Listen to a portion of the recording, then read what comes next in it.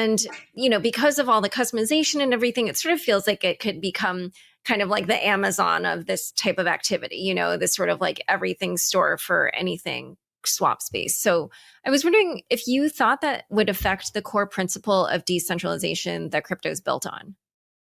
Look, I think that, I don't really, no, I don't think so. I think that like, look, anyone can always, compete with it. Anyone can always like, build an alternative AMM system. I'd say that like the ability to customize more with it. Like, I'd say that like, if people are using Uniswap because it is better than alternatives, it's not really like, automatically essential. Like the important thing is that like, you can compete with it.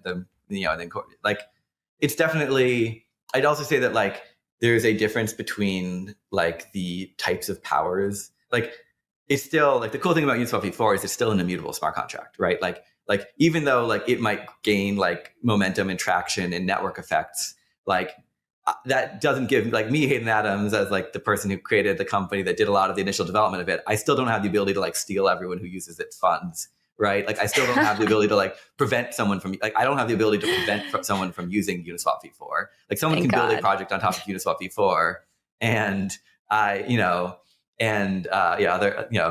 too soon, I guess. But other like the sort of like fundamental, like what matters, like the fundamental properties, right? Like Ethereum gaining market share relative to other L1s doesn't like centralize the industry necessarily. I'd say that like it's, in some ways, like the bigger Ethereum grows, like the more decentralized it is. And so I don't think that like, in a world where like I had a secret backdoor to Uniswap, like maybe that would be really bad.